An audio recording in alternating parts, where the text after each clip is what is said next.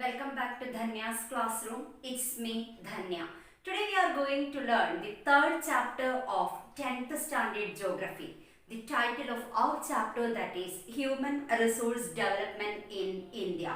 Manava Vibhava Sheshi Vigasanam India. You know that many goods and services are necessary for improving human life and for the progress of a country. To facilitate this, the manpower of many has to be utilized.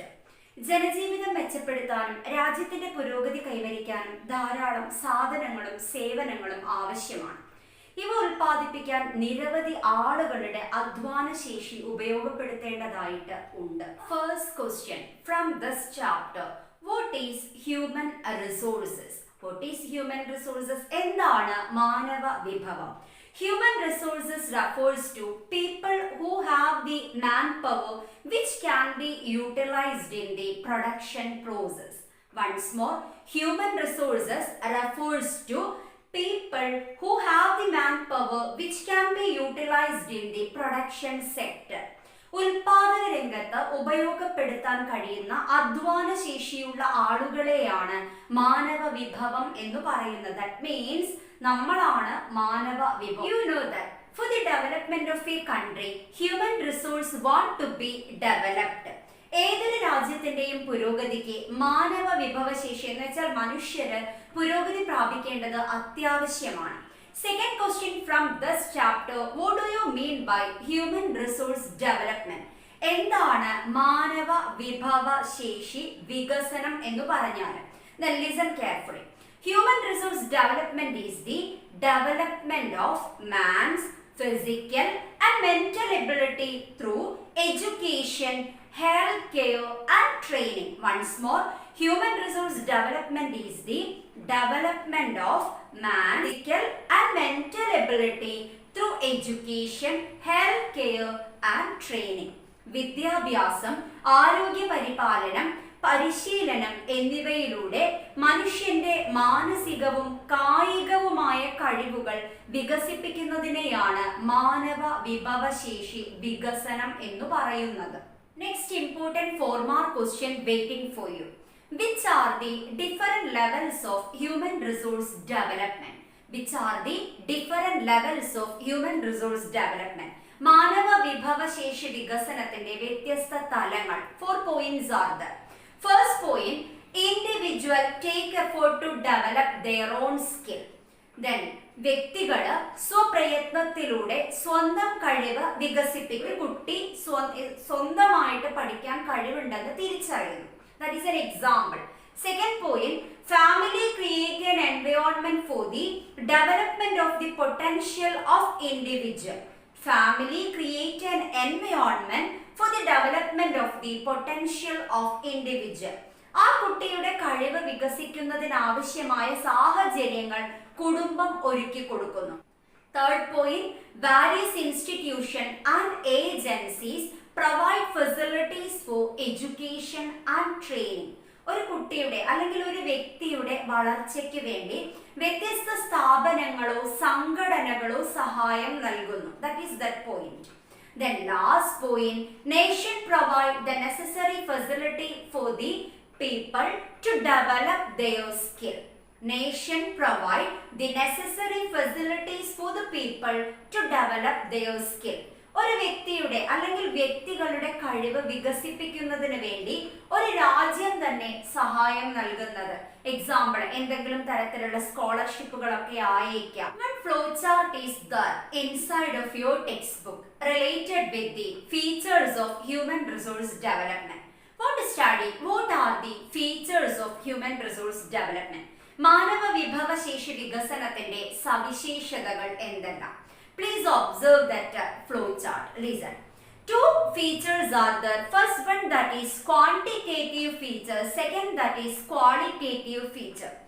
ഗണപരമായ സവിശേഷതയും ഗുണപരമായ, qualitative means quality, ഗുണ. Then quantitative feature again divided into different part. Then especially 4 parts.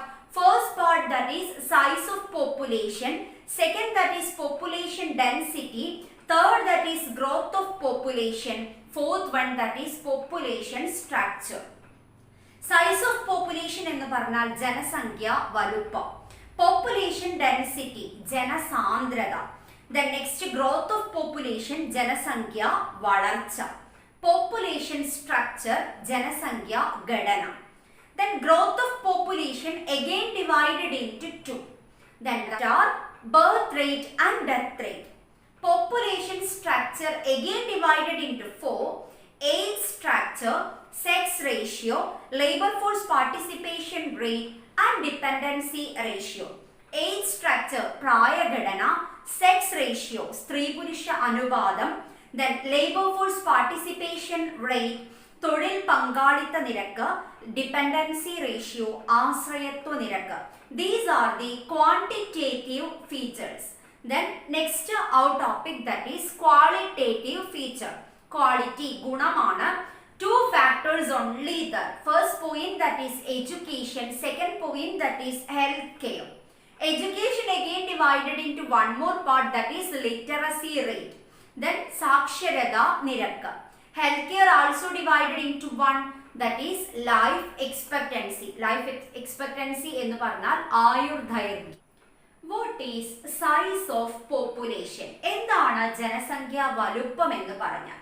Then size of population means the total number of people residing in a country at a particular period of time. ഒരു നിശ്ചിത സമയത്ത് ഒരു രാജ്യത്ത് താമസിക്കുന്ന ജനങ്ങളുടെ ആകെ എണ്ണത്തെയാണ് ജനസംഖ്യാ വലുപ്പം എന്ന് പറയുന്നത്. Question. What is demography? Listen carefully.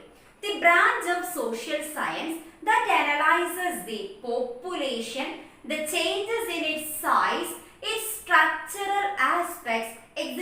is known as demography. Once more, actually there is a branch of social science that analyzes the population, the changes in its size and its structural aspects, etc. is known as demography.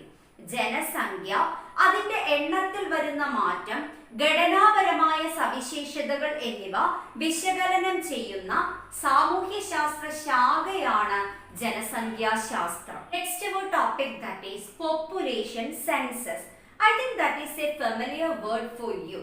എന്താണ് ജനസംഖ്യ കണക്കെടുപ്പ് അല്ലെങ്കിൽ കാനേഷുമാരി എന്ന് പറഞ്ഞാൽ? Listen carefully. Every country collect information on the number of people in the country, their age, sex, socio-economic status, etc.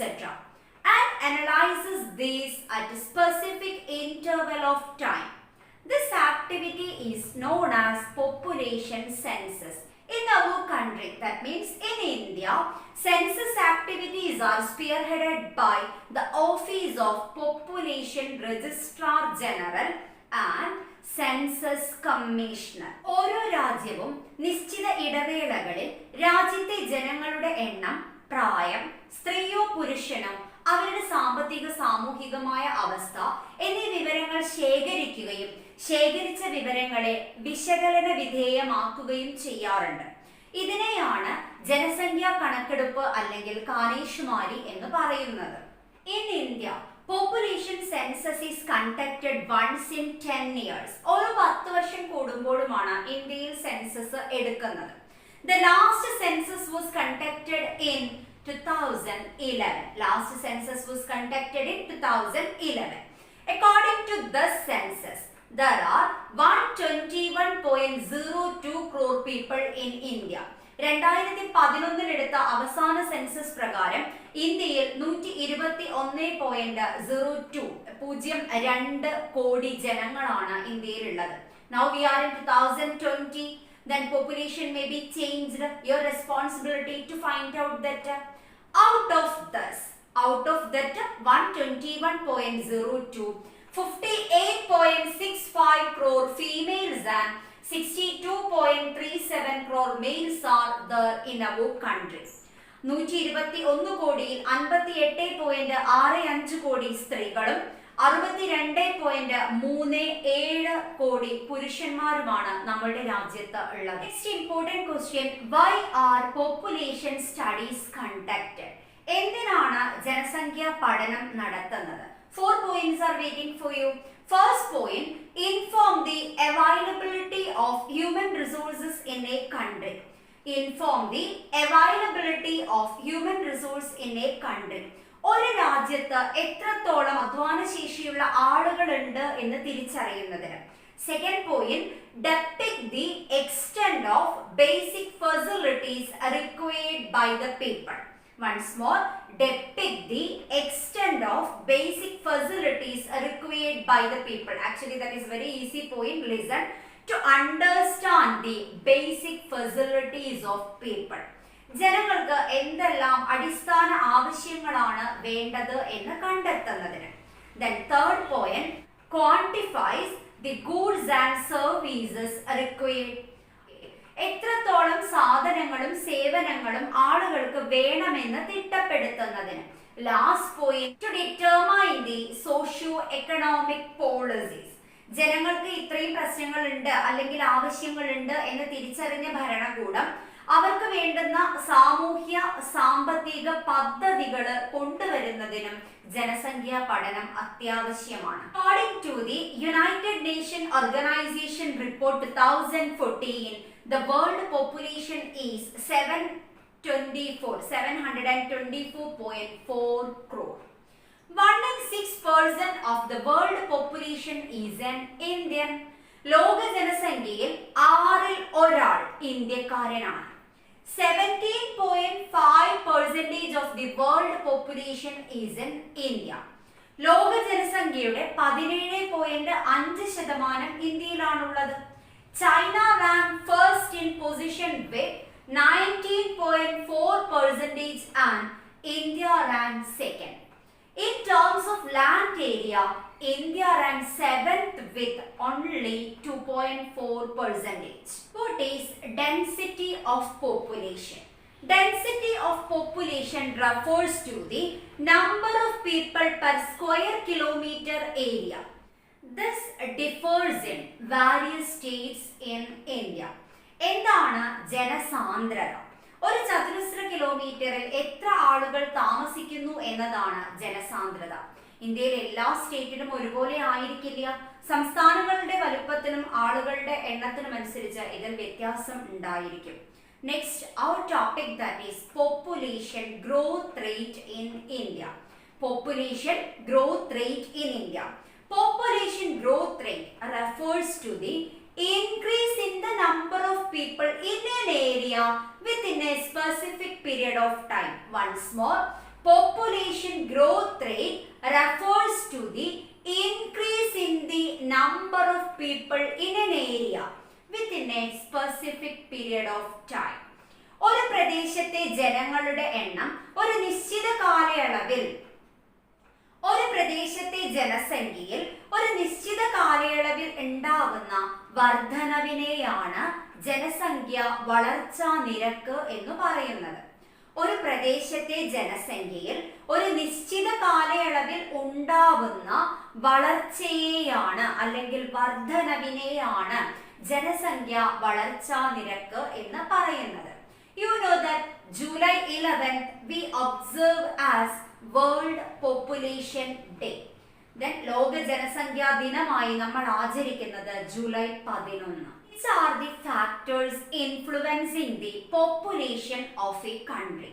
ഒരു രാജ്യത്തെ ജനസംഖ്യയെ സ്വാധീനിക്കുന്ന ഘടകങ്ങൾ ഏതെല്ലാം? 3 points are there.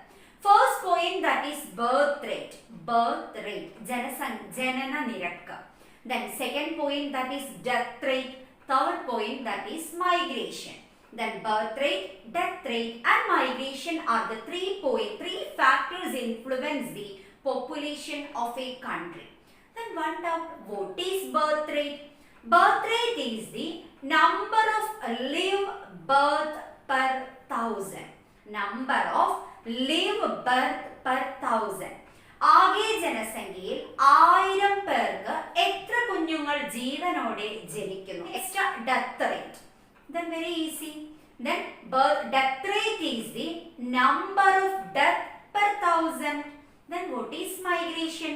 Migration is the settlement of people of a region to another region. Once more, migration means the settlement of people of a region in another region. ഒരു പ്രദേശത്ത് നിന്ന് മറ്റൊരു പ്രദേശത്തേക്ക് താമസം മാറുന്നതാണ് കുടിയേറ്റം എന്നറിയപ്പെടുന്നത്. What chart is there inside of your textbook? The factors influenced the population. Listen carefully. Please observe the chart. Then first point, birth rate increases, death rate decreases. ജനന നിരക്ക് കൂടി മരണ നിരക്ക് കുറഞ്ഞു. What happened to population? Population increases. Second point, birth rate decreases. ജനന നിരക്ക് കുറഞ്ഞു. Death rate increases. Then മരണ നിരക്ക് കൂടി ജനന നിരക്ക് കുറഞ്ഞു. Then sure population decline. ജനസംഖ്യ കുറഞ്ഞു. Next, birth rate and death rate are equal. No change in population. Next point, migration. Population increase in one region but decrease in another region. എവിടേക്കെങ്കിലും ആളുകൾ കൂടുതലായിട്ട് കുടിയേറി പാർത്താൽ ആ പ്രദേശത്ത് ജനസംഖ്യ കൂടുകയും അവർ വന്ന പ്രദേശത്ത് ആദ്യം അവരുണ്ടായിരുന്ന പ്രദേശത്ത് ജനസംഖ്യ കുറയുകയും ചെയ്യുന്നു. Very important topic, that is population structure or age structure. എന്താണ് പ്രായഘടന? Age structure is the classification of population into different age group and presenting the ratio of each group in the population. ജനസംഖ്യയെ വിവിധ പ്രായക്കാരുടെ വ്യത്യസ്ത ഗ്രൂപ്പുകളായിട്ട് തിരിക്കും. എന്നിട്ട് ആകെ ജനസംഖ്യയിൽ ഓരോ ഗ്രൂപ്പും എത്ര ഉണ്ട് എന്ന് ആനുപാതികമായി കണക്കാക്കുന്നതിനെയാണ് പ്രായഘടന എന്ന് പറയുന്നത്. For example, classification is done in age group like 0 to 14 years, 15 to 59 years and above 60 years. Then this is the classification. You know that 0 to 14 years and above 60, they are considered as the dependent group. That means they always depend the working force of the country. 0 മുതൽ ചെറിയ കുട്ടി മുതൽ 14 വയസ്സ് വരെയുള്ള ആളുകൾ അല്ലെങ്കിൽ above 60 60 വയസ്സിൽ കൂടിയ ആളുകൾ ജോലി ചെയ്യുന്ന ആളുകളെ ആശ്രയിച്ചായിരിക്കും ജീവിക്കുന്നത്. അവരെ ആശ്രിതരായി കണക്കാക്കുന്നു. Then when the number of this, that means when the number of dependency rate increases in a country, sure per capita income also decreases. Among this, one group is remaining, that is 15 to 59 years. They are considered as the labor force of a country. Our topic, what is labor force participation rate? എന്താണ് തൊഴിൽ പങ്കാളിത്ത നിരക്ക്? Labor force participation rate is the ratio of the population in the age group 15 to 59 years who are either employed or actively looking for job. This group has the capability to contribute to the progress of a country. That means we are able to contribute the progress of a country. Do you understand? എന്ന് വെച്ചാൽ 15 മുതൽ 59 വയസ്സ് വരെ പ്രായമുള്ള ആളുകളെയാണ് തൊഴിൽ ചെയ്യാൻ കഴിവുള്ള അധ്വാന ശേഷിയുള്ള ആളുകളായിട്ട് കണക്കാക്കുന്നത്. ഈ വിഭാഗം ജോലി ചെയ്യുന്നവരായി കണക്കാക്കപ്പെടുന്നു. Then ഒരു രാജ്യത്തിന്റെ പുരോഗതിക്ക് ഒരുപാട് സംഭാവന ചെയ്യാൻ കഴിയുന്നവരാണ് 15നും 59 വയസ്സിനും ഇടയിലുള്ളവർ എന്ന് വെച്ചാൽ നമ്മൾ ഉൾപ്പെടുന്ന വിഭാഗം. Next topic, that is sex ratio. That is the last part of our quantitative feature. What is sex ratio? Sex ratio is the number of female per 1000 male. 1000 പുരുഷന്മാരുണ്ട് ഒരു രാജ്യത്ത്, അപ്പോൾ എത്ര സ്ത്രീകളാണ് ആ രാജ്യത്ത് ഉള്ളത് എന്ന് കണക്കാക്കുന്നതിനെയാണ് സെക്സ് റേഷ്യോ എന്ന് പറയുന്നത്. Based on 2011 census, sex ratio of our country India is 940. But sex ratio of our Kerala, that is 1048. Sex ratio of our Kerala 1048. Next topic, that is the qualitative feature of human resource development. മാനവ വിഭവശേഷി വികസനത്തിന്റെ ഗുണപരമായ സവിശേഷതകളാണ്. We will discuss the topic in next class. അടുത്ത ക്ലാസ്സിൽ നമുക്ക് ആ ഭാഗം ചർച്ച ചെയ്യാം. If you like my class, don't forget to subscribe my channel Dhanya's Classroom. Thank you for watching my class. Thank you, my dears.